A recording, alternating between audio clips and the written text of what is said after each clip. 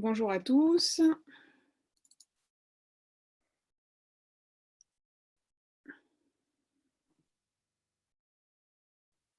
Je vais attendre quelques secondes que tout le monde puisse arriver tranquillement.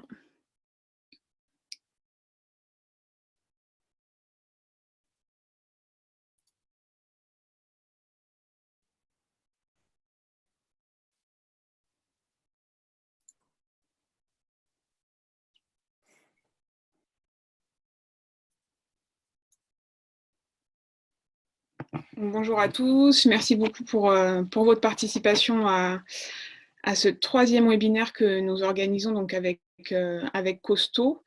Donc, c'est un webinaire qui est vraiment dédié aux commerçants et artisans indépendants.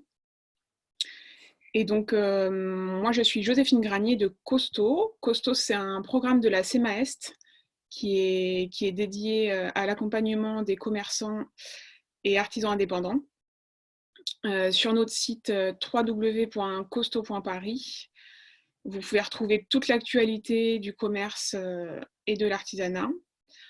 Nous vous accompagnons également dans vos démarches administratives avec un guide dédié, dans votre communication et votre marketing avec des fiches conseils et des articles. Et nous proposons aussi un accompagnement gratuit pour répondre à toutes vos questions. Et dans le cadre de la crise sanitaire, nous avons créé une page dédiée que vous pouvez retrouver en page d'accueil. Vous y retrouverez des articles, les replays des webinaires, une foire aux questions et des témoignages de commerçants. Donc ce troisième webinaire est dédié aujourd'hui à la communication dans le cadre du coup de cette crise du coronavirus. Après avoir évoqué donc, dans les deux premiers webinaires les mesures d'urgence et le prévisionnel de trésorerie, nous avons souhaité aujourd'hui vous aider à préparer votre communication avant la réouverture qui approche pour beaucoup d'entre vous. Et c'est notre partenaire et expert Julien Tourme qui animera ce séminaire. Julien est fondateur de l'agence digitale Monsieur Lucien. Avec ses collaborateurs, il propose différentes prestations. Ça va de la création de sites web à la gestion de réseaux sociaux, en passant par le conseil et l'accompagnement web marketing. Donc à l'agence Monsieur Lucien, il souhaite vraiment vulgariser le discours digital et le rendre plus accessible. Julien est également cofondateur de la toute nouvelle plateforme de soutien aux commerçants onsevoitdemain.org. Cette plateforme permet d'acheter des bons d'achat dans les commerces de proximité pour une utilisation post-confinement. Donc ça, n'hésitez surtout pas à référencer votre commerce sur cette plateforme. Alors pour la partie juste un petit peu information, ce webinaire durera environ 1 heure et donc est enregistré. Nous vous enverrons le lien vers le replay et les différents liens utiles par email à l'issue de la conférence. Et cet article, donc avec toutes les informations, sera aussi disponible sur le site costo.paris. Donc costo.paris. Pour éviter les interférences, nous avons coupé les micros de tous les participants. Concernant les questions, vous pouvez le faire dès maintenant et pendant toute la durée de la conférence dans l'onglet QR qui se situe en bas de votre écran. Si vous souhaitez intervenir à l'oral, vous pouvez demander la parole en indiquant un P majuscule juste avant votre question. C'est Julien qui traitera les questions, il essaiera d'y répondre au fur et à mesure et aussi à la fin selon l'avancée de sa présentation. Donc je vous remercie de votre attention et maintenant je laisse la parole à Julien. Merci beaucoup. Bonjour à tous, merci d'avoir répondu présent pour ce webinaire. On va pouvoir entrer rapidement dans le vif du sujet. Avant de commencer, je vais en fait vous partager l'écran. Est-ce que vous pouvez tous bien me confirmer, ou juste quelques-uns d'entre vous, que vous voyez bien mon écran avec la petite présentation? Est-ce que Joséphine, c'est bon de ton Oui, côté? pour moi c'est bon. Ok, bon, super. On va pouvoir y aller. Donc, on va parler de communication digitale aujourd'hui. Et vous, en tant que commerçant, comment vous pouvez communiquer aujourd'hui, mais surtout pour préparer l'avenir, d'accord? Alors avant ça, je vais rapidement me présenter, mais Joséphine l'a déjà fait. Effectivement, je suis le fondateur d'une agence digitale qui s'appelle Monsieur Lucien. Comme vous, je suis probablement, comme vous, donc confiné. Et j'ai surtout une femme qui est restauratrice, donc commerçante. Donc je suis évidemment bien au courant de tout ce que potentiellement vous pouvez rencontrer aujourd'hui. Comme on en a parlé, comme Joséphine en a parlé, je suis le cofondateur d'une plateforme qui s'appelle On se voit demain, qui permet gratuitement aux commerçants de se créer un compte pour proposer des bons d'achat ou des produits en vente. L'idée étant bien sûr que des clients, des consommateurs puissent les acheter maintenant et en profiter plus tard. Aujourd'hui, effectivement, on est dans un contexte très particulier. Pourquoi? Parce que depuis le 16 mars, on a eu une fermeture des commerces. Bien sûr, vous êtes concernés par ça. On a un confinement de la population et on a un changement des habitudes. D'accord? On se rend compte qu'aujourd'hui, le temps passé sur Internet est beaucoup plus important. On se rend compte qu'il y a une grosse solidarité aussi via Internet. On a un changement des habitudes parce qu'on se retrouve confiné à la maison avec des enfants. Donc, c'est forcément une façon de communiquer, une façon de consommer qui est différente. Et il faut pouvoir s'adapter par rapport à ça. Ça, c'est le constat aujourd'hui. Et puis, dans les semaines qui arrivent, dans les jours qui à venir, on arrive a priori vers un déconfinement qui va être progressif. Alors, progressif, évidemment, ça va dépendre des secteurs d'activité. En tant que commerçant, ça va dépendre évidemment de ce que vous proposez dans la restauration, les cafés. C'est un peu plus compliqué, bien sûr, puisqu'on n'a pas tout de suite un déconfinement. Donc, il y a d'autres solutions qui arrivent. Pour les autres commerçants, vous allez pouvoir potentiellement commencer à nouveau à accueillir du public en respectant bien sûr les différentes contraintes sanitaires qu'on peut avoir. Donc ça, il faut bien l'avoir en compte. Maintenant, la première chose pour votre communication digitale, c'est déjà de faire un état des lieux de ce que vous faites aujourd'hui. Ça paraît basique, ça paraît idiot, ça paraît très simple, mais il faut le faire. Quels outils de communication vous utilisez aujourd'hui? Vous êtes présent sur quoi? Sur les réseaux sociaux? Est-ce que vous êtes présent? Est-ce que vous avez un site internet? Est-ce que vous faites de la vente en ligne? Est-ce que vous avez la possibilité d'avoir de la réservation en ligne? Est-ce que vous êtes déjà présent sur des plateformes solidaires comme On se voit demain ou comme d'autres plateformes? Il en existe d'autres. Est-ce que vous êtes présent sur les réseaux sociaux? Est-ce que vous faites des campagnes de publicité? Faites un état des lieux par rapport à ça. Qu'est-ce qui fonctionne le mieux aujourd'hui? Qu'est-ce qui, d'habitude, vous rapportait peut-être le plus de trafic sur votre site ou le plus de trafic en point de vente? Si vous n'avez pas ces indicateurs, ce n'est pas grave, mais il faut au moins identifier tout ça, d'accord? Savoir ce qui fonctionnait ou ce qui ne fonctionnait pas.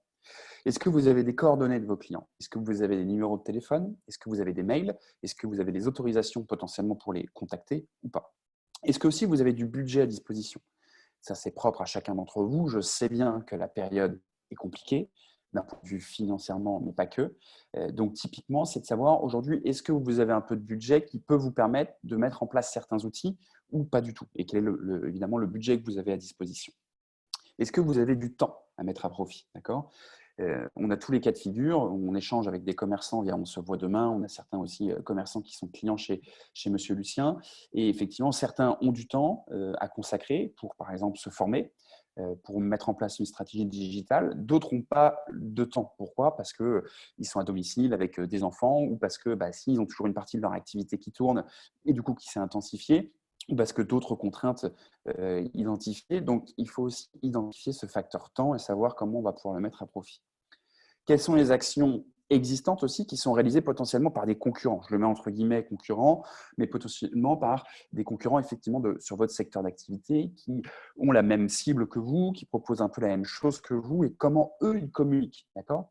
Surtout s'ils sont plus digitalisés que vous.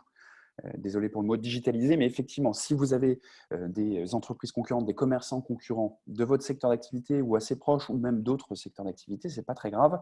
Voir un peu comment ils communiquent, comment ils se sont préparés à ça. D'accord?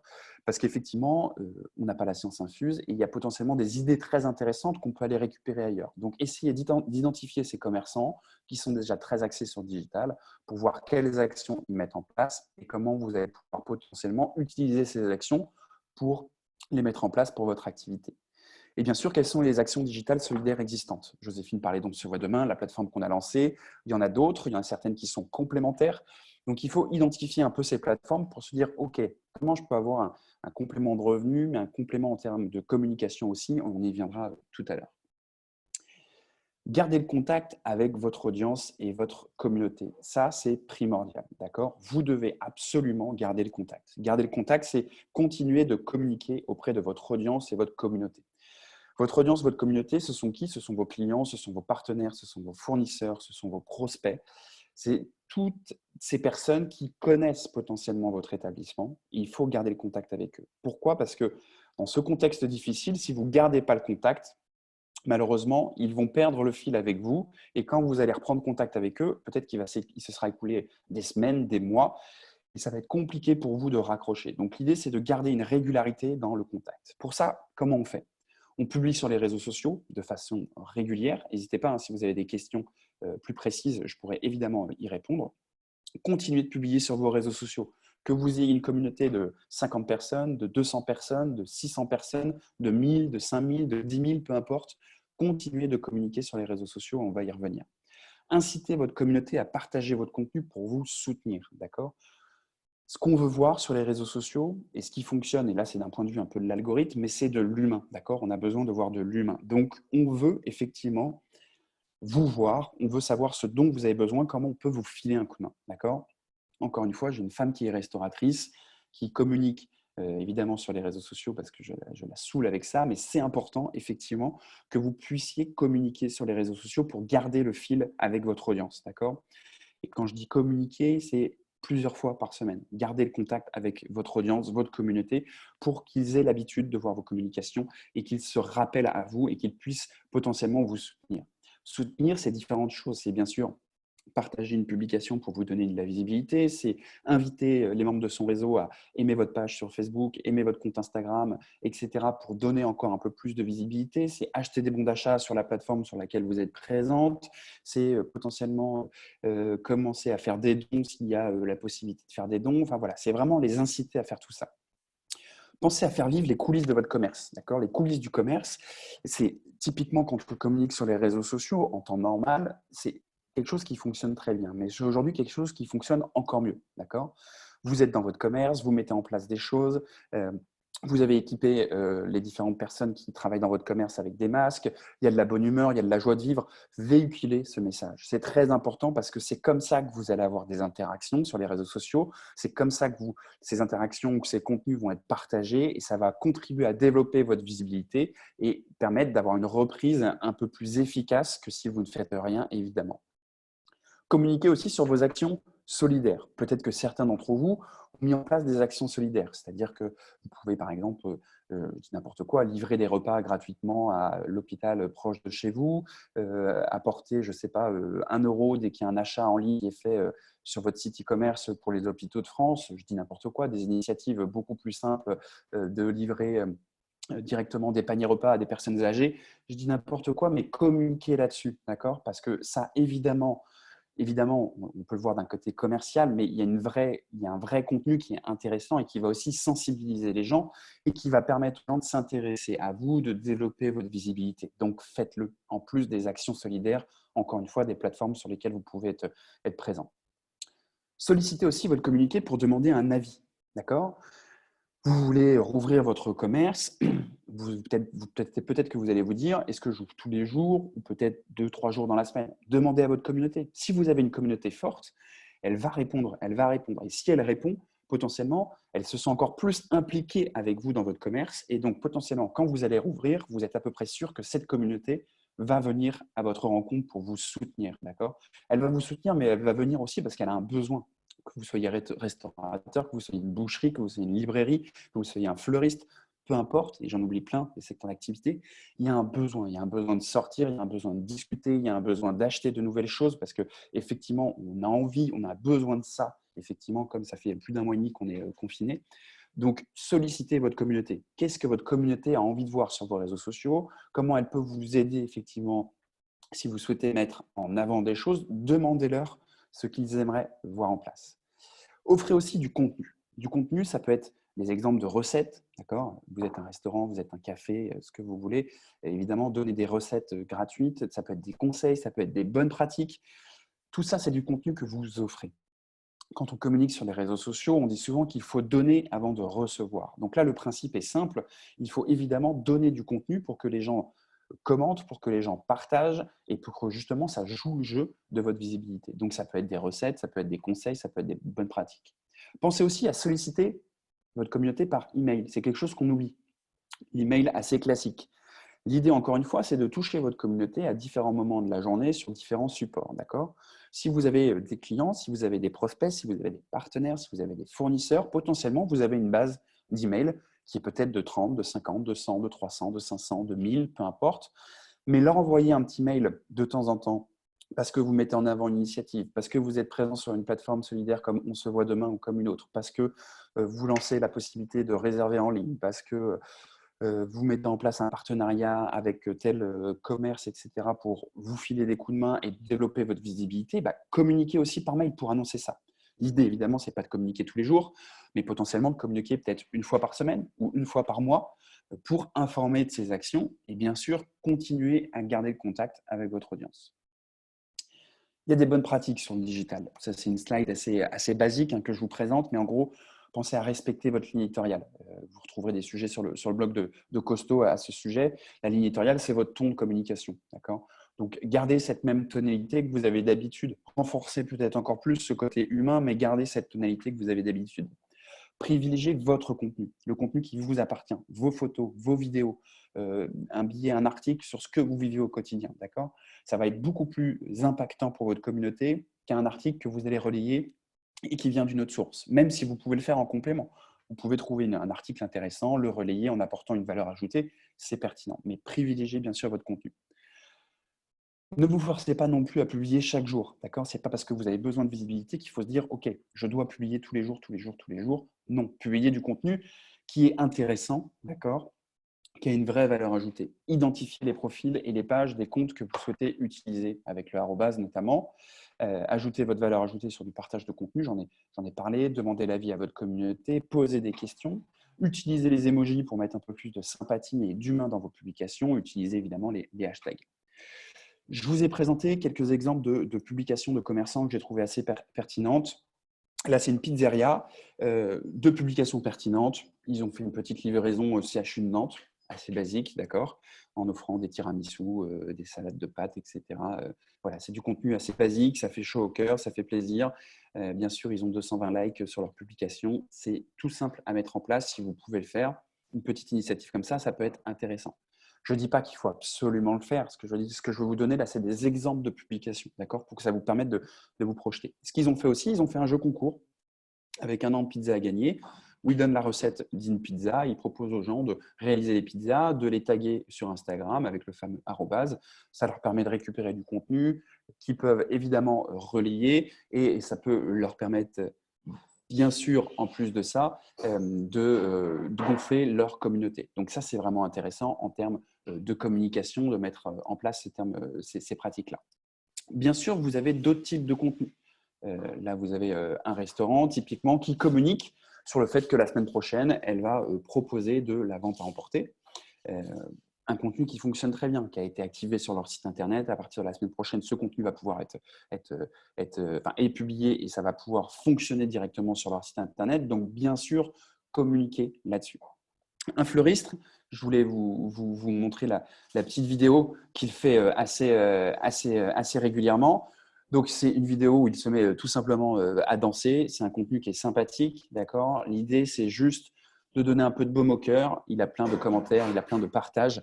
Donc, je vous incite effectivement, je ne parle pas de danser dans votre commerce, mais voilà, si vous avez des ondes positives que vous voulez le communiquer, c'est une très bonne pratique pour effectivement générer de la dynamique, générer quelque chose de positif et avoir une communauté qui s'intéresse d'autant plus à vous et qui a envie de vous faire connaître. Donc, n'hésitez pas à miser là-dessus, bien au contraire. Qu'est-ce qu'on a d'autre comme contenu ? On a une boucherie, typiquement, qui a un contenu assez simple, qui communique sur le fait qu'elle va proposer de réouvrir et qu'elle propose un service de livraison. D'accord ? On a une communication assez basique sur Instagram, un visuel ou un texte avec des changements d'horaire. Communiquer là-dessus. C'est très important de communiquer là-dessus. Parfois, vous avez peut-être besoin de communiquer plusieurs fois par semaine dessus. D'accord ? Avec du contenu qui peut varier, une photo de l'équipe, une photo de votre devanture, une photo avec où c'est uniquement du texte, pour que votre communauté comprenne que vous êtes bien actif et ça va les inciter encore plus à vous soutenir et à venir lorsque votre activité va repartir. Et enfin, dernier exemple, Au Bocal, qui est une épicerie typiquement qui communique voilà, beaucoup sur l'humain, sur ce que je disais tout à l'heure, les membres du commerce qui sont actifs, qui sont présents évidemment plusieurs jours par semaine sur des horaires différents, qui mettent en avant les différents employés de l'entreprise avec des masques. Mais voilà, on y va, on fait vivre l'entreprise, on communique évidemment pour que on garde le lien, pour garder le lien avec cette communauté, avec cette audience. Et c'est vraiment ça qui est le plus important aujourd'hui. Pensez aussi à utiliser des solutions existantes pour développer votre activité. On en a parlé, il y a des plateformes de bons d'achat comme On se voit demain qu'on a créées, mais encore une fois, il y en a d'autres que vous pouvez utiliser et j'ai envie de dire, vous devez utiliser, d'accord? Pour différentes raisons. C'est gratuit, d'accord? Donc ça ne vous coûte rien si ce n'est 20 minutes, 30 minutes pour créer votre compte. Et on nous a monté en fait 2 autres bienfaits que uniquement le bienfait en termes de trésorerie. Il y a un soutien qui est moral. Pourquoi? Parce que sur une plateforme comme la nôtre, mais comme sur d'autres, les personnes qui achètent un bon d'achat peuvent laisser un petit mot. Et plein de commerçants nous disent c'est super d'avoir des petits mots personnalisés parce que quand on ferme un commerce, on a un peu l'impression d'être tout seul, alors qu'on a l'habitude normalement d'avoir cette relation client. Et donc là, forcément, vous allez avoir un soutien moral qui est très fort. Sur la plateforme qu'on a lancée le 11 avril dernier, on a certains commerçants qui ont réalisé entre 3 000 et 3 500 de bons d'achat depuis le 11 avril dernier, donc en moins d'un mois, avec des petits mots personnalisés à chaque fois. Évidemment, c'est très important pour eux. Et c'est aussi le fait d'être présent sur ces plateformes, un soutien dans votre communication, d'accord? Vous êtes présent sur une plateforme, ça vous donne de la matière pour communiquer, d'accord? Vous pouvez avoir différents leviers, c'est-à-dire que, imaginons que vous êtes ouvert 2 jours par semaine à partir de la semaine prochaine, mais pour ceux qui ne sont pas encore revenus typiquement dans la ville de votre commerce, à Paris, eh ben, ils peuvent toujours vous soutenir à distance avec l'achat de bons d'achat, d'accord? Donc, il y a différents leviers. Donc, l'idée, c'est de pouvoir communiquer sur ces différents leviers pour permettre à chaque personne qui souhaite vous soutenir de communiquer là-dessus. Et quand j'emploie le mot soutien, ce n'est pas forcément un mot soutien, parce que quelqu'un qui achète un bon d'achat, en fait, il vous soutient, oui, aujourd'hui, mais en fait, il va venir le consommer plus tard. Donc, l'idée, en fait, c'est qu'il achète tout simplement un service, un produit aujourd'hui. Donc, c'est important de bien communiquer là-dessus. Pensez aussi à paramétrer votre fiche Google My Business. Pour rappel, la fiche Google My Business, c'est cette petite fiche que vous devez avoir en tant que commerçant, qui est la fiche d'identité lorsqu'on tape le nom de votre commerce sur Google. C'est important de la paramétrer avec vos nouveaux horaires d'ouverture, les nouveaux jours d'horaires d'ouverture. Mettez des visuels aussi dessus. Et aujourd'hui, Google My Business propose des nouvelles fonctionnalités, c'est-à-dire qu'elle propose d'indiquer si vous faites de la vente à emporter, si vous faites de la livraison. Et donc, évidemment, communiquer là-dessus, parce que maintenant, quand on est sur Google Maps ou sur Google My Business et qu'on tape le nom des commerçants, tous les commerçants s'affichent aux alentours et on sait tout de suite s'ils font de la livraison ou s'ils font du à emporter. Donc, pensez vraiment à mettre à jour cette fiche Google My Business. Si vous ne l'avez pas, elle est gratuite. D'accord? Donc, vraiment, utilisez cet outil. La livraison peut être une bonne chose. Bien sûr, la livraison, il y a des plateformes que vous connaissez, hein, Deliveroo, Uber Eats. Le souci de ces plateformes, souvent, c'est qu'elles prennent 30% de votre chiffre d'affaires, donc c'est compliqué. Je vous invite dans ces cas-là à potentiellement le faire en interne si vous avez les moyens de le faire en interne avec vos employés, vos salariés, ou à vous rapprocher de sociétés qui sont un peu plus locales, qui ont beaucoup plus cette idée un peu plus solidaire et qui vont potentiellement vous proposer des initiatives a priori moins onéreuses. Bien sûr, optimisez vos réseaux sociaux. Tout ce qui est photo de couverture, vous êtes présent sur une plateforme solidaire comme On se voit demain ou comme une autre, vous mettez de la vente à emporter en livraison, mettez-la sur votre photo de couverture. Il faut que ça soit visible, il faut que les gens le voient tout de suite. D'accord ? Mettez à jour aussi vos informations dans les descriptions sur vos réseaux sociaux, sur votre compte Instagram, sur votre page Facebook. Mettez à jour vos nouveaux horaires d'ouverture, vos jours d'ouverture. C'est très important. Et ne soyez pas freiné sur l'aspect visuel. D'accord ? On a beaucoup de commerçants qui nous disent de temps en temps j'ai pas de jolies photos, je ne sais pas faire de montage photo, je ne sais pas prendre de jolies photos, j'ai pas le matériel. On s'en fiche un peu, d'accord? On est dans un contexte complètement différent en plus. Donc, arrêtez voilà, de vous dire il faut absolument une super photo, etc. Il faut faire du montage. On n'a pas besoin de ça. Mettez des choses brutes, ce n'est pas du tout un souci, mais il faut vraiment que vous puissiez informer là-dessus. Et puis, encore une fois, utilisez les emails pour communiquer à un autre moment et via un autre canal de diffusion auprès de votre audience. La fiche Google My Business, c'est celle-là. Là, c'est un exemple qui a été fait par le site Partout. Hein, donc, j'ai repris directement cet exemple, l'illustration qui était bien faite. Là, c'est la fiche de Big Fernand où vous voyez la possibilité d'indiquer repas sur place, livraison, vente à emporter. Et c'est ça qui est vraiment intéressant. Bien sûr, c'est le moment aussi de construire et de développer votre visibilité en ligne pour préparer l'avenir. Préparer l'avenir pour différentes raisons. Ah, je vois que j'ai peut-être une question qui est posée.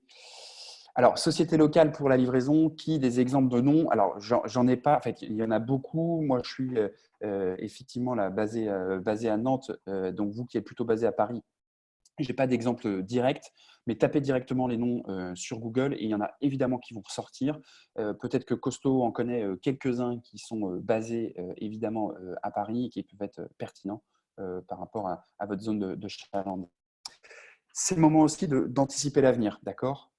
On se rend compte aujourd'hui que ceux qui sont un peu moins impactés, même s'ils le sont, hein, qu'ils ont dû fermer leur commerce, c'est ceux qui sont présents sur le digital. Ceux qui ont potentiellement un site e-commerce, ceux qui ont un site avec de la vente à emporter, ceux qui ont un site avec la possibilité de prendre rendez-vous pour se rendre dans le point de vente, ceux qui n'ont pas forcément de site e-commerce, mais qui ont un site vitrine avec la possibilité d'avoir un formulaire de contact et qui ont une communauté active sur les réseaux sociaux, c'est ceux qui en pâtissent un peu moins aujourd'hui, d'accord? Parce que évidemment, quand il faut ressolliciter cette communauté, c'est beaucoup plus rapide puisqu'elle est déjà existante.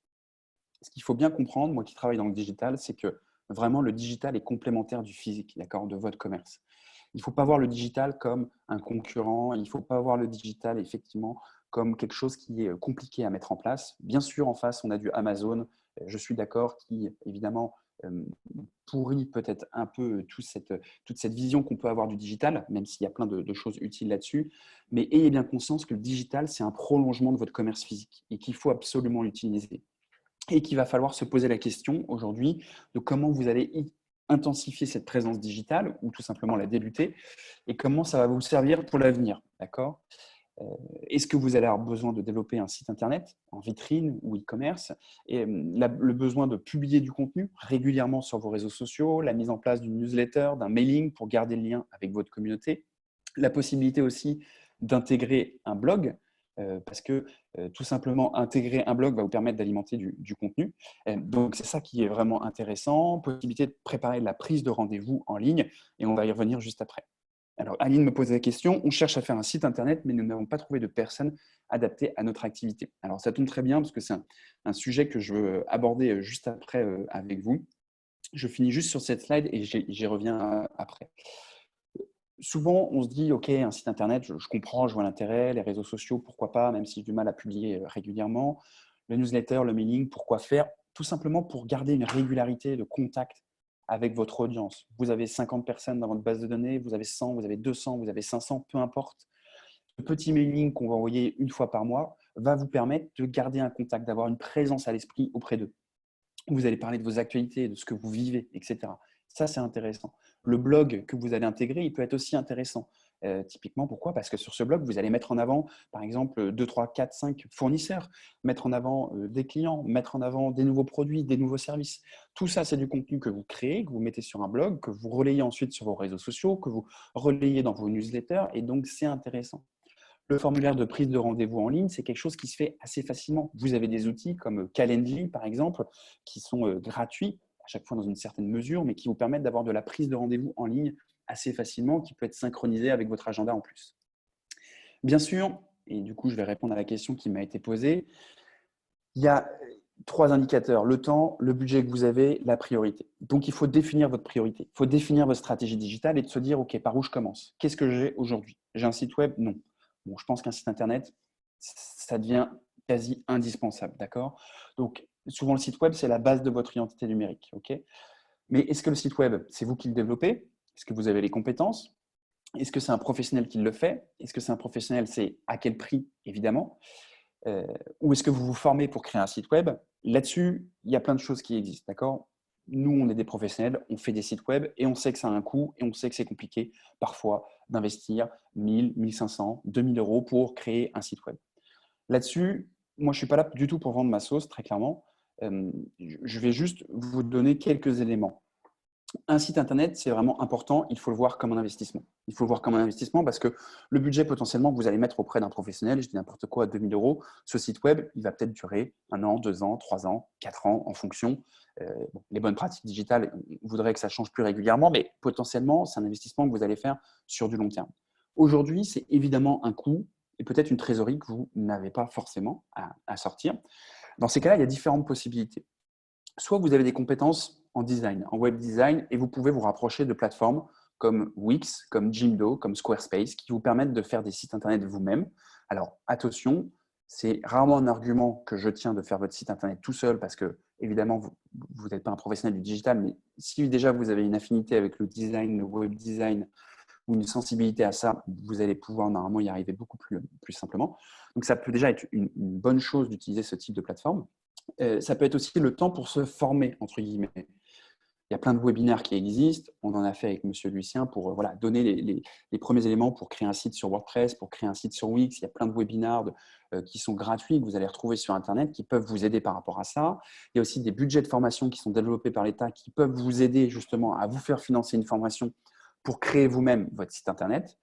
Autre possibilité, sur des plateformes solidaires, je reviens là-dessus, mais sur On se voit demain, vous pouvez faire de la vente en ligne, par exemple. Donc, si vous avez des produits à vendre, vous pouvez les mettre sur une plateforme comme la nôtre, d'accord, directement. Ils pourront directement être achetés sur le site internet, d'accord. La plateforme, elle est préexistante. Alors, c'est sûr que vous n'allez pas pouvoir avoir toutes les pages comme sur un site web à propos, le formulaire de contact, présenter les différents services, présenter l'équipe, etc. Mais vous allez pouvoir présenter votre activité, une petite photo de couverture, votre logo, les différents produits que vous proposez, les différents montants, etc. Donc, en fait, il y a ces différentes possibilités en fonction de tout ça. C'est ça qui est évidemment compliqué sur cette notion de site internet. Pour vous donner voilà, un ordre d'idée, un site internet vitrine, vous allez avoir 5 pages pour présenter votre activité. Ça va être un budget pour un professionnel entre 1 300 et 2 000 euros en fonction de ce que vous souhaitez. Donc, je sais bien que c'est un budget qui est compliqué à mettre en place. Donc, là-dessus, moi, je vois différentes alternatives. Soit vous utilisez des plateformes solidaires et vous détournez un peu l'utilisation des bons d'achat pour mettre vos produits sur celles qui le proposent. Soit vous prenez du temps pour vous former en autodidacte si vous avez du temps. Soit vous essayez d'avoir des budgets de formation pour essayer de vous former là-dessus. Ou soit vous utilisez des plateformes comme Wix, Jimdo, Weebly, Squarespace, peu importe, qui permettent de faire des sites, qui permettent potentiellement de créer votre site. Si vous avez des compétences en design, encore une fois, vous pourrez faire quelque chose d'à peu près propre dans un premier temps et peut-être accompagné par un professionnel, ce qui peut permettre aussi de réduire les coûts sur la création de sites internet purs. Bien sûr, vous allez pouvoir intégrer de la réservation en ligne. C'est ça qui peut être intéressant aussi. Intégrer directement de la réservation en ligne sur votre site internet. Je parlais de Calendly qui vous permet de faire ça, mais il y a d'autres plateformes qui peuvent aussi aider. Alors, je vois que j'ai une question de Dominique. On se voit demain, est-il uniquement axé sur la France ou tu comptes élargir à l'étranger? Aujourd'hui, effectivement, c'est uniquement la France qui est concerné par ça, la France et Monaco. Pour l'instant, on n'a pas encore prévu d'élargir à l'étranger. Si on a beaucoup de demandes, on le fera peut-être. Encore une fois, on se voit demain, c'est une initiative bénévole qu'on fait en complément de nos activités. Donc, à voir en fonction de ce qu'il va y avoir, par la suite et des retombées qu'on peut avoir au fur et à mesure. Bien sûr, la réservation en ligne, ça peut être intéressant. La réservation en ligne, bien sûr, pour générer du trafic en point de vente, mais ça peut être générer de la réservation en ligne pour du conseil. D'accord? Je dis n'importe quoi, vous êtes un commerçant et vous faites de la décoration, par exemple. Vous pouvez très bien vous dire, bah, tiens, pourquoi je ne me lancerai pas dans coaching en ligne, une petite possibilité d'échanger avec moi pendant 20 minutes où je donne mes conseils de façon gratuite ou peut-être de façon payante. Je dis n'importe quoi, 30 € les 30 minutes. Après, c'est à vous de déterminer ça. Mais ce petit type de réflexion où ça propose une nouvelle fonctionnalité, une nouvelle idée que vous allez pouvoir tout simplement mettre en application assez rapidement et qui va vous permettre d'avoir un complément de revenus, évidemment. Proposer de la livraison à emporter ou sur le site internet avec un paiement en ligne. C'est ce que beaucoup de commerçants dans la restauration font. Et bien sûr, c'est très demandé parce que ça permet de payer directement en ligne et ensuite les gens viennent récupérer directement dans le point de vente.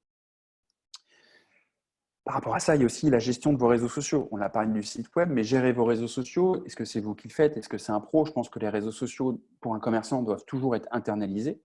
C'est toujours à vous parce que c'est vous qui connaissez votre commerce, c'est vous qui êtes au quotidien et que vous pouvez effectivement communiquer dessus. Vous pouvez aussi vous former par rapport à ça pour être le plus efficace, mais par rapport à ce que je vous disais tout à l'heure, il faut vraiment garder cette continuité sur les réseaux sociaux, d'accord? Cette continuité, cette fréquence effectivement de publication. de façon à garder le lien par rapport à ça. Il y a des outils comme Canva qui vous permettent de créer des visuels assez esthétiques facilement, au bon format, et qui est un outil gratuit, typiquement, que vous allez pouvoir utiliser. Et des outils comme Swello qui vont vous permettre de programmer du contenu sur tous vos réseaux sociaux. D'accord ?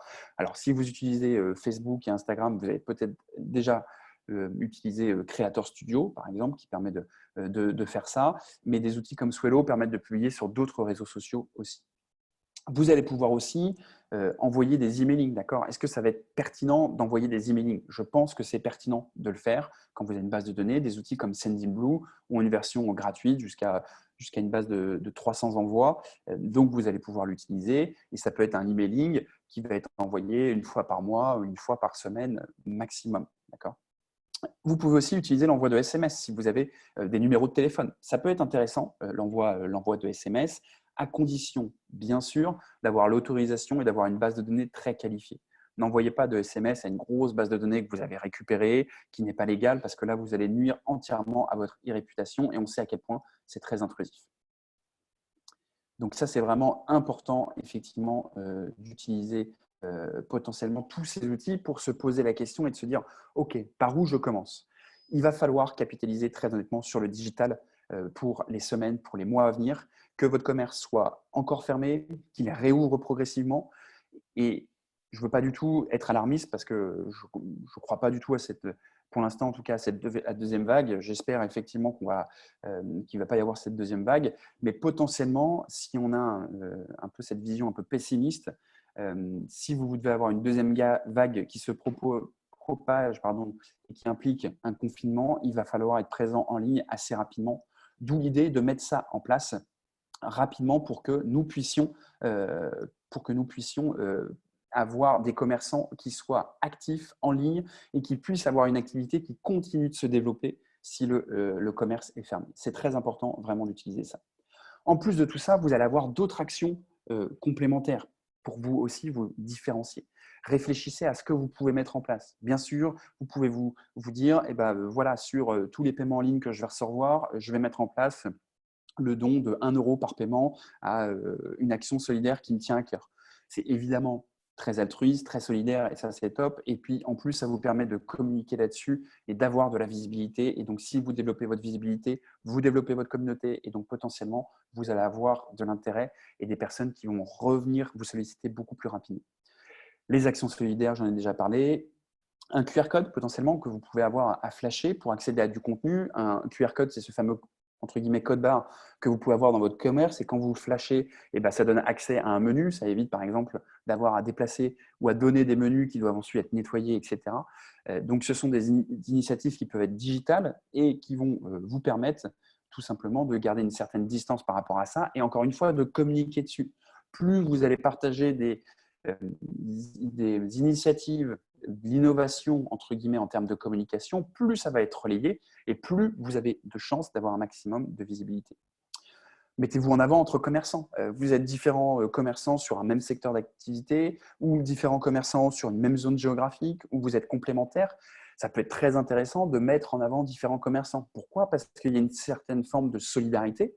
Pour se mettre en avant, je mets en avant tel commerçant parce que j'ai l'habitude de faire appel à ses produits, ses fournisseurs, ou je mets en avant tel commerçant parce qu'on s'entend bien. Il peut y avoir une espèce de chaîne de solidarité. On a un commerçant à côté de chez nous qui a lancé une espèce de rubrique sur ses réseaux sociaux qui s'appelle « Adopte un commerçant » où tous les jours, il met en avant un autre commerçant par rapport à sa zone géographique. L'idée, c'est tout simplement de donner un peu de visibilité à tout le monde. Et c'est une très bonne initiative qui permet de générer du contenu sur ses réseaux sociaux, qui permet d'être relayé par les autres commerçants qui sont contents d'être mis en avant. Donc, n'hésitez pas à faire ça. Pensez aussi potentiellement à communiquer avec une tonalité différente. Je parlais tout à l'heure de cette ligne éditoriale que vous conservez sur vos réseaux sociaux en termes de communication digitale. C'est très intéressant de conserver ce type de communication. Maintenant, vous pouvez aussi proposer certaines choses parce qu'on est dans un contexte différent. Donc, certaines choses que vous ne faisiez pas auparavant sur les réseaux sociaux, vous devez le faire aujourd'hui. Je suis sûr que beaucoup d'entre vous, et n'hésitez pas à me le dire dans les commentaires ou à poser vos questions, n'ont parfois pas envie de se mettre en avant sur les réseaux sociaux. Je vais être un peu direct, mais il faut le faire. Il faut le faire en temps normal, il faut encore plus le faire aujourd'hui parce qu'on a besoin d'humains, on a besoin d'être solidaire et on a besoin effectivement de voir qui est derrière ce commerce, qui on va soutenir en achetant des bons d'achat, qui on va soutenir effectivement en répondant à ces questions parce qu'il nous a demandé notre avis sur telle ou telle chose. Et c'est vraiment ça qui est intéressant. D'accord ? Donc, communiquer effectivement sur ce qui se passe en interne au sein de votre commerce, sur vos réussites, sur vos moments un peu plus compliqués. Communiquer là-dessus pour que votre communauté, votre audience soit soudée avec vous et ait envie de vous aider et de contribuer à développer votre activité. Mettez en avant vos initiatives, bien sûr, c'est important. Tout ce que vous pouvez mettre en place, mettez-le en avant encore et encore parce que c'est ce qu'on a envie de voir aujourd'hui. Et pensez, encore une fois, à ce que le physique et le digital soient bien complémentaires. D'accord ? Les deux ne sont pas antinomiques. C'est-à-dire que dans un temps normal, le physique doit générer du trafic sur le digital. Vous avez quelqu'un en point de vente, dites-lui que vous êtes présent sur les réseaux sociaux, d'accord ? Pour qu'il garde le contact sur les réseaux sociaux. Vous êtes sur les réseaux sociaux, dites-leur que vous êtes présent avec un point de vente, d'accord ? Pour que les gens réalisent des actions, qu'ils prennent rendez-vous en ligne, qu'ils achètent en ligne ou qu'ils viennent dans votre point de vente, mais que les deux soient bien complémentaires. Encore une fois, il n'y a pas une guerre entre le physique et le digital, et ça, il faut bien le comprendre. Si je résume un peu ce que je viens de dire, et j'arrive à la fin de ma prise de parole, et donc n'hésitez pas à poser vos questions pour vraiment que je puisse vous donner des éléments de réponse très concrets. Dans un premier temps, identifiez ce que vous avez fait aujourd'hui en termes de communication digitale et ce qui fonctionne, ce qui ne fonctionne pas. Ensuite, identifiez potentiellement le temps que vous avez à votre disposition ou non, les moyens que vous avez à votre disposition. Est-ce que vous avez des employés qui peuvent vous donner un coup de main sur la partie digitale? Est-ce que c'est vous qui allez gérer directement la partie communication digitale? Identifier, préparer l'avenir. D'accord ? Préparer l'avenir, ça veut dire, OK, ce fameux site internet qu'on n'a pas fait et qu'on repousse depuis des mois et des années, c'est peut-être le moment d'y aller. Si on y va, comment on le fait? Est-ce qu'on se forme en interne? D'accord ? Est-ce qu'on le fait? Est-ce que c'est quelqu'un en interne qui le fait parce qu'il a déjà des compétences dans ce domaine? Est-ce qu'on fait appel à un professionnel? Si on fait appel à un professionnel, combien ça va nous coûter? D'accord ? Ça, c'est très important. Si vous avez des questions par rapport à la création d'un site web, je peux y répondre. Donc, posez vos questions. N'hésitez pas sur les coûts, il n'y a aucun souci. Je peux être complètement transparent. Je n'ai aucun souci par rapport à ça. En plus du site internet, les réseaux sociaux, comment on les gère, sur quoi on communique, qu'est-ce qu'on met en avant, est-ce qu'on essaye de se regrouper avec des commerçants pour donner un peu plus de visibilité, est-ce qu'il y a des actions solidaires qu'on peut mettre en place, est-ce qu'on crée un compte sur nos plateformes, des plateformes solidaires comme On se voit demain par exemple. D'accord ? Donc, il y a tout ce type de choses sur lesquelles vous allez devoir réfléchir. Newsletter, envoyer un mailing, c'est une bonne idée. Effectivement, on a une petite base de données, on a 100 prospects, clients, fournisseurs. On pourrait leur adresser un petit mot. OK, qui s'en occupe? Qui le fait? Est-ce qu'on le fait régulièrement? Pour parler de quoi? Comment? D'accord ? C'est ça qui va être intéressant. On a vu qu'il y avait des nouvelles possibilités. Bien sûr, on peut proposer de la vente à emporter. Bien sûr, on peut faire de la livraison, la prise de rendez-vous en ligne. OK, c'est intéressant. Qu'est-ce qui est le plus prioritaire pour nous? D'accord ? Qu'est-ce qui va générer de l'activité rapidement et nous aider à relancer notre commerce. OK, on voit que ça, c'est possible, que ça, c'est moins coûteux, que ça, c'est possible, mais qu'il faut avoir des compétences. Donc, est-ce qu'on se forme sur le sujet? Donc, vraiment, il va falloir définir ces stratégies avant de mettre en place tout ça. Et puis, une fois que vous avez cette stratégie globale, c'est de réfléchir à potentiellement de nouvelles actions qui peuvent être complémentaires entre votre point de vente et le digital. Je parlais des QR codes tout à l'heure. Ça peut être des compteurs ou des petites affiches qui présentent le fait que vous êtes présent sur les réseaux sociaux. Ça peut être des jeux concours, comme on a vu tout à l'heure avec la pizzeria qui proposait de faire gagner une pizza par mois pendant 1 an et qui donne sa recette et qui incite toute sa communauté à créer sa pizza et envoyer des photos. Faites participer, on a besoin de contenu, donc n'hésitez pas à faire participer. Ce n'est pas uniquement les réseaux sociaux, c'est potentiellement aussi votre site web, aussi vos newsletters, aussi par mail, aussi par SMS, aussi peut-être par WhatsApp si vous avez une communauté, peu importe. Mais mettez en avant votre commerce et les différentes actions que vous mettez en place. Alors, j'ai différentes questions. Bonjour, je serais intéressé pour une formation réseaux sociaux. Est-ce que vous prenez en compte les formations avec le CPF? Je vous remercie. Alors oui, nous, on est un organisme de formation, Datadocké, donc on peut prendre en compte ces différentes formations. Il y a aussi, comme je le disais, l'État qui propose d'avoir ce type de formation, qui a ouvert des formations, notamment dans le digital, qui sont financées directement par l'État. Donc, potentiellement, vous pouvez vous faire financer directement les formations. Bonjour Cathy, gérante du food truck Les Filles ont la patate. Je souhaiterais savoir s'il est pertinent de booster les communications sur Facebook. Très bonne question Cathy, j'en ai pas parlé. La publicité peut être très intéressante sur Facebook et sur Instagram. rappel, entre guillemets, Facebook et Instagram, c'est la même maison maintenant, hein. Quand vous voulez faire de la pub sur Instagram, il faut passer par Facebook aussi. Alors, le petit bouton « Booster la publication » que vous retrouvez sur vos réseaux sociaux, sur Facebook, il faut éviter de l'utiliser parce que c'est un peu la vache à lait de Facebook. Il faudrait plutôt passer par le Business Manager. Ceci dit, dans un contexte comme celui-ci, aller au plus simple, le fait de booster une publication peut être intéressante. Sinon, vous avez un autre onglet qui s'appelle « Promouvoir » qui est aussi intéressant puisque ça va vous permettre de faire une publicité un peu plus précise là-dessus. Oui, c'est intéressant. Maintenant, très honnêtement, vous n'allez pas avoir de résultats sur la publicité Facebook si vous utilisez un budget d'1 € par jour. D'accord ? Ça va être très compliqué. Donc, nous, quand on fait des campagnes de pub, ce qu'on dit à nos clients, c'est qu'il faut tester avec un minimum de 10 € par jour pour avoir des premiers résultats. Je vous donne un exemple. Avant le confinement, on a fait une campagne de pub pour un restaurant, 150 € investis, plus de 100 réservations directement sur le site internet, avec un panier moyen de 27 €.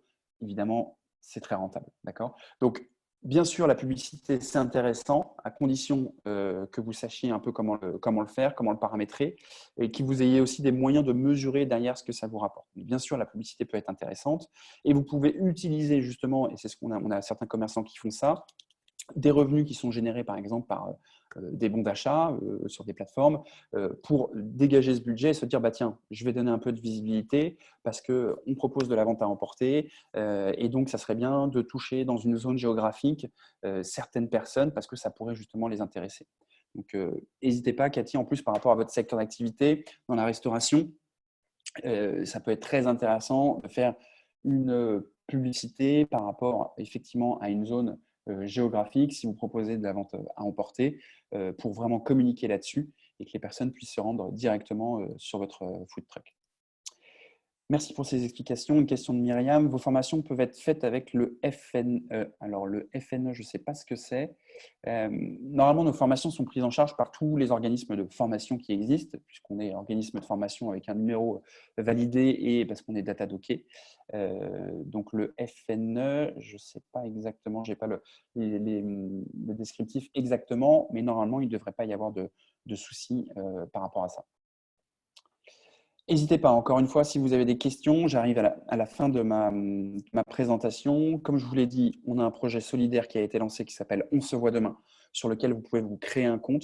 Je vous donne un peu plus de détails rapidement. On se voit demain, vous créez un compte, on le valide rapidement, souvent dans l'heure. L'idée ensuite, c'est que vous synchronisez en fait un compte qu'on appelle Stripe qui va récupérer les paiements et les créditer directement sur votre compte professionnel. On a mis ça en place pour éviter, nous, d'avoir à collecter l'argent et à devoir vous le redistribuer par la suite parce qu'il peut y avoir des erreurs, que c'est compliqué en termes de comptabilité, etc. C'était notre positionnement. Ça vous demande un peu plus de travail parce qu'il va falloir paramétrer votre compte. Et ensuite, quand vous avez votre compte sur On se voit demain, c'est ce que je disais tout à l'heure, vous pouvez mettre votre descriptif, vous pouvez personnaliser vos bons d'achat, mettre vos produits si vous le souhaitez, une photo de couverture, etc., etc. On a un chat en ligne, donc vous pouvez nous poser les questions la journée. On est évidemment disponible pour y répondre. Petit point important aussi, comme nous utilisons Stripe, qui est une solution de paiement sécurisée internationale, eux prélèvent une commission qu'on essaie de faire sauter. Ne criez pas au scandale trop vite. En gros, sur 10 € que vous allez proposer en bon d'achat, vous allez toucher uniquement 9,61 € puisqu'ils prennent une commission là-dessus pour vous donner un ordre d'idée. Je crois que j'avais une question qui était posée. Fonds actuel qui permet des actions de formation gratuites. Merci Frédéric pour la réponse dans le cadre du travail Persial. Ok. Voilà, j'arrive à la fin de ma présentation. Si vous avez des questions, surtout, vous n'hésitez pas. Petit point qui peut vous intéresser, on a créé un WhatsApp Business. En fait, c'est une liste de diffusion où tous les mardis, on envoie 3 actualités digitales. Souvent, c'est 3 conseils en termes de communication digitale qui peuvent aider les commerçants, mais pas que, à mieux communiquer sur Internet. Si vous êtes intéressé, vous pouvez nous envoyer le mot-clé pizza au 01 79 73 41 44 directement sur WhatsApp. Et comme ça, tous les mardis, vous allez recevoir notre liste de diffusion, pas notre liste de diffusion, nos 3 actus digitales qui vous permettront d'améliorer votre communication sur Internet. Alors, j'ai une question d'Amandine qui me dit « Quelle est selon vous la meilleure plateforme pour créer un site Internet, Wix ou autre ?» Alors, là-dessus, je pourrais y passer 1 heure. En gros, pour faire simple, nous, on travaille sur 2 plateformes quand on fait des sites web, Wix et WordPress. Chaque plateforme a ses avantages et ses inconvénients. Wix, son avantage, c'est sa facilité de prise en main. En gros, c'est un peu comme un PowerPoint. Vous double-cliquez, vous déplacez et ce que vous avez à l'écran, c'est ce qui va s'afficher directement sur Internet. Le désavantage, entre guillemets, de Wix, c'est que c'est une société derrière, d'accord? Donc, tout ce que vous faites aussi leur appartient, même si c'est votre propriété. Si un jour vous souhaitez changer de plateforme, vous n'allez pas pouvoir récupérer le contenu ou alors il faudra faire du copier-coller. Ce qui n'est pas trop un problème quand on a 5 ou 10 pages, ce qui est plus un problème sur des sites un peu plus costauds, costaud jeu de mots, excellent, qui peuvent avoir des centaines de pages où là, c'est beaucoup plus compliqué. Wix est très bien. Aussi, si voilà, vous voulez mettre quelque chose de rapidement en ligne, que vous pouvez gérer, vous allez pouvoir vendre en ligne, des livraisons, mais il y a certains éléments de personnalisation que vous n'allez pas pouvoir faire, d'accord? Parce que sur Wix, on n'a pas accès au code de façon très compliquée. Donc, il y a certains éléments, typiquement, vous n'allez pas pouvoir personnaliser. Là, pour un client, on met en place de la vente à emporter. Le module de vente à emporter sur la version mobile, on ne peut rien toucher en termes de design. En termes de structure, donc c'est un peu plus bloquant par rapport à ça. Sur un WordPress, on va pouvoir beaucoup plus personnaliser ça, c'est plus cher à la création, c'est moins facile de prise en main, mais vous êtes vraiment propriétaire de tout ça. Donc voilà. En tout cas, par rapport aux plateformes comme Wix, Squarespace, Jimdo, qui sont des plateformes propriétaires qui ont tous le même principe, j'ai tendance à recommander Wix parce que c'est la plus complète, c'est la plus grosse sur le marché, qu'ils ont un service après-vente là-dessus. Point important, si vous avez des problématiques de référencement fortes, pas uniquement local, typiquement, vous voulez concurrencer, être premier sur Google sur le mot-clé chaussures de sport homme, à niveau égal de paramétrage, un Wix sera un peu moins performant qu'un WordPress. Je sais que tout ça, c'est des réponses un peu de normand. Je ne vous aide pas beaucoup à prendre votre décision, mais je suis obligé d'être factuel. Nous, on utilise ces deux plateformes. C'est vrai que pour beaucoup de commerçants, c'est intéressant d'aller sur Wix parce que c'est moins cher, c'est plus facile de prise en main et on comprend, très bien. Donc là-dessus, il n'y a pas de souci. Tout dépend après de l'utilisation que vous allez en faire. Une autre question d'Amandine, et pour une solution SMS, des plateformes faciles. Alors, Sendinblue le permet. Sendinblue, en plus, c'est français. Donc, voilà, on peut faire cocorico et on est content de les utiliser. Il y a une autre plateforme qui s'appelle Spot-It, S-P-O-T-It, H-I-T, qui vous permet aussi de faire ça facilement. Attention aux SMS, hein. J'insiste encore là-dessus. C'est très intrusif, vous le voyez. Quand vous recevez un SMS de Bouygues Télécom, de la pizzeria qui vous dit qu'il y a des promotions, etc. Parfois, c'est très intrusif, c'est compliqué de se désinscrire. Donc, faites-le uniquement sur une base de données très réduite et sur laquelle vous savez typiquement qu'il n'y aura pas de soucis et qu'il n'y aura pas de contraintes et qu'ils ne vont pas mal prendre le fait que vous les contactiez par SMS. Alors, une autre question d'Aline. Merci de nous avoir suivi ce webinaire. Pouvons-nous avoir un prix sur un site chez vous? Oui. Nous, des sites internet, ça commence à 850 € jusqu'à, voilà, je ne vais pas vous dire les montants parce qu'il y a certaines plateformes très techniques pour des plus grosses structures. Pour vous donner un ordre d'idée, un site internet qu'on va faire sur Wix, qui va être vitrine avec 5 pages, adapté à votre logo, votre charte graphique, à votre brief, avec un formulaire de contact, la possibilité de s'inscrire à une newsletter, 5 pages adaptées à la version mobile, c'est quelque chose qu'on va vendre aux alentours de 1 300 € hors taxe, d'accord, pour vous donner un ordre d'idée sur Wix. Si on passe sur WordPress, c'est quelque chose qu'on va vendre à peu près 400 € plus cher sur un site vitrine comme celui-ci. Anthony qui me demande, est-il préférable d'avoir son propre site e-commerce ou sur appli plus global généraliste suivant notre profession? Les deux, mon capitaine. En fait, l'idée d'être sur… alors, si je ne me trompe pas, Anthony, hein, il y a des plateformes qui vous permettent de vendre directement en ligne. C'est super intéressant, ces plateformes, même si parfois elles prennent une commission, etc. Pourquoi? Parce qu'elles vous donnent de la visibilité. Elles vous donnent de la visibilité parce qu'elles génèrent un fort trafic directement là-dessus. Un peu le même principe que ces différentes plateformes qui font des bons d'achat. Il y a la nôtre, on se voit demain, il y a Sauvons nos commerces, il y a soutien artisan commerçant. C'est un peu la même chose, c'est-à-dire que tant qu'à faire, être présent sur différentes plateformes vous permet potentiellement de toucher des revenus de différentes sources. En complément de ça, avoir sa propre plateforme qui fait de la vente en ligne, c'est parfois encore mieux parce que, évidemment, vous n'avez pas d'intermédiaire, c'est directement chez vous. Alors là, on est sur des plateformes solidaires, donc elles n'ont pas de frais supplémentaires, mais sur des plateformes qui ne sont pas solidaires et qui proposent des frais supplémentaires pour vendre en ligne, la vôtre, évidemment, vous allez gagner votre marge dessus. Donc l'idée, c'est de se dire, je suis présent sur d'autres plateformes, potentiellement, pour développer ma visibilité. Et si je peux développer ma propre plateforme, c'est d'autant plus pertinent. Dans un premier temps, c'est peut-être plus simple d'être présent sur les autres plateformes et de communiquer sur le fait que vous êtes présent sur d'autres plateformes qui permettent de faire de la vente en ligne. Petit à petit, en parallèle, vous développez votre plateforme e-commerce. Et une fois que c'est OK, vous communiquez sur votre plateforme e-commerce en complément des autres plateformes. Parce qu'au fur et à mesure, les gens vont comprendre que vous faites du e-commerce et au lieu d'aller sur les autres plateformes, vont venir directement sur votre site e-commerce. Et puis, le jour où vraiment votre site e-commerce suffit, vous pourrez dire aux autres plateformes, OK, j'arrête. Maintenant, je capitalise uniquement sur mon site e-commerce. Est-ce que j'ai répondu à votre question, Anthony? OK, super. Voilà, n'hésitez pas si vous avez d'autres questions. Alors, Sébastien qui me demande, je souhaite ouvrir un site marchand. Pour une brasserie, vente en ligne ou sur place, est-ce le travail de votre entreprise? Oui, nous, on fait ce type de choses. On fait ce type de site internet. On l'a fait typiquement là, pour des commerçants avant, là, pendant le confinement, où on a de la vente en ligne, on a de la vente sur place à emporter. On fait des sites e-commerce. Donc là-dessus, pas de souci. Point important, si vous faites appel à des professionnels pour réaliser un site web, c'est un peu compliqué en ce moment, mais pensez à comparer différents devis. C'est important parce qu'évidemment, entre un professionnel qui est indépendant, un professionnel comme nous qui a une petite agence où on est 3-4 et une agence où ils sont une centaine, les coûts vont forcément varier. Le service aussi va varier par rapport à ça. Pensez aussi à comparer et à anticiper la suite. Une fois que votre site est en ligne, comment il est géré? Je vous dis ça parce qu'on a plein de clients qui viennent nous voir en disant voilà, mon site il a été fait par tel prestataire, sauf qu'aujourd'hui, quand je veux changer une photo, il me demande 250 €. Il l'a développé sur une plateforme, j'y connais rien, je ne peux pas mettre les mains dedans et je me rends compte que je ne suis pas propriétaire de mon site. Faites attention à ça. Donc, posez bien les questions. Vous devez être propriétaire de votre site. C'est toujours le cas chez nous. Vous êtes à chaque fois propriétaire de votre nom de domaine, de votre hébergement, de la plateforme qui vous permet de faire le site. C'est vos identifiants et vous nous donnez un accès éditeur qui nous permet, ou administrateur, qui nous permet de faire les modifications sur le site. Ce qui fait que dans un an, dans 6 mois, peu importe, ça ne nous est jamais arrivé, mais vous voulez changer de prestataire, vous pouvez le faire facilement, sans aucun souci.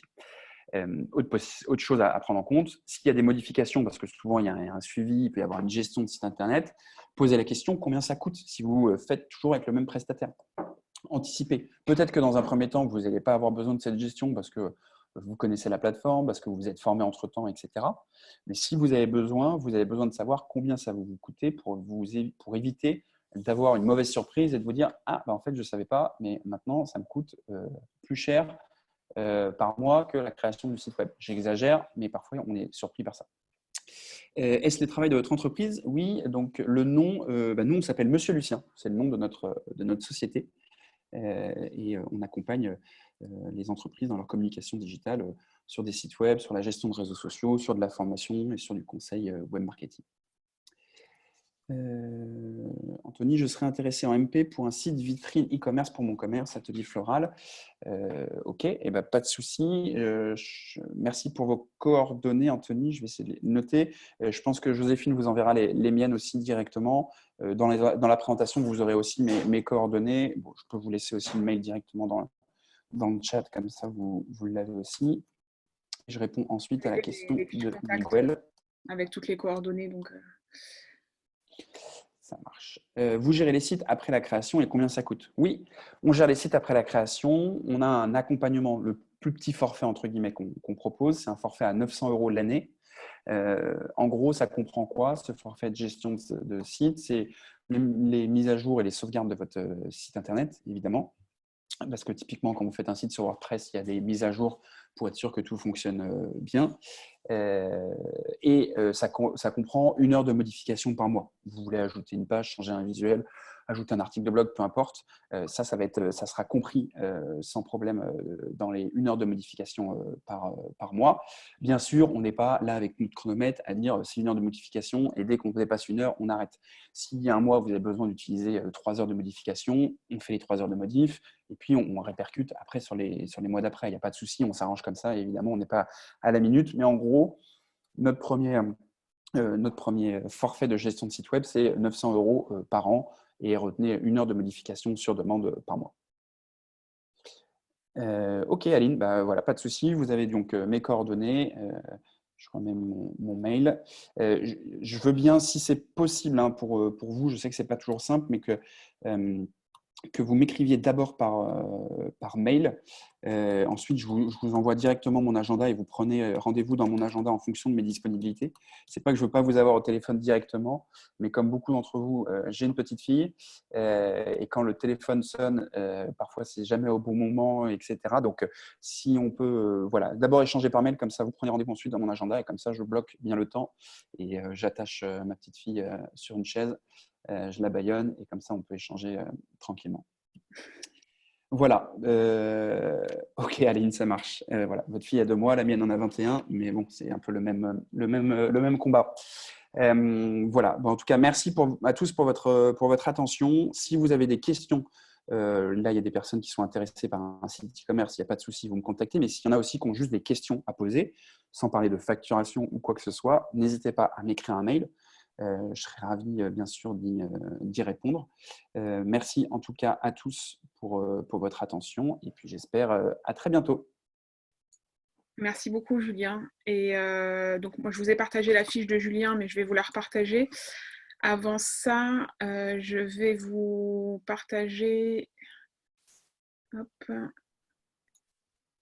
la page, si j'y arrive. Tac. Notre page costaud.paris. Et en fait, vous avez une page spéciale Covid-19 que vous retrouvez en page d'accueil.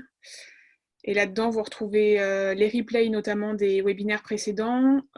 Comme je vous l'ai indiqué tout à l'heure, on va essayer de mettre en ligne tout de suite là, le replay du webinaire de ce matin et on vous enverra par mail le lien vers l'article et tous les documents cet après-midi, on espère. On va faire au plus vite. Et après, sur cette page Covid-19, vous avez plein d'articles d'actualité, notamment en ce moment, vous avez une permanence juridique gratuite qui est en place pour les commerçants et artisans. Donc, permanence juridique gratuite de 30 minutes pour répondre à votre question. Vous avez aussi un article de Julien justement sur la communication pré-reprise qui résume un petit peu aussi ce qu'il a pu vous dire aujourd'hui. Vous avez des petites vidéos de commerçants, des témoignages de commerçants et un FAQ plus sur des questions un peu plus administratives, techniques et les liens utiles. Voilà, donc n'hésitez pas. Je vous partage également nos coordonnées. Donc ça, c'était les coordonnées de Julien que je vous repartage. Il vous l'a mis également dans la conversation, il vous a mis son adresse mail, donc n'hésitez pas à le contacter. Et voilà nos coordonnées. Pour la partie costaud, vous pouvez aussi nous contacter par email, parce qu'en ce moment, c'est vrai que le téléphone, c'est pas trop possible non plus. Mais n'hésitez pas à nous contacter par email pour poser toutes vos questions, en dehors de la communication, mais des questions plus générales ou une demande d'accompagnement. On fera en sorte de vous rediriger et de vous répondre. Voilà, en tout cas, merci beaucoup de votre participation à ce webinaire. Et puis, bon courage pour la reprise si vous reprenez lundi. Et à très bientôt. Merci beaucoup.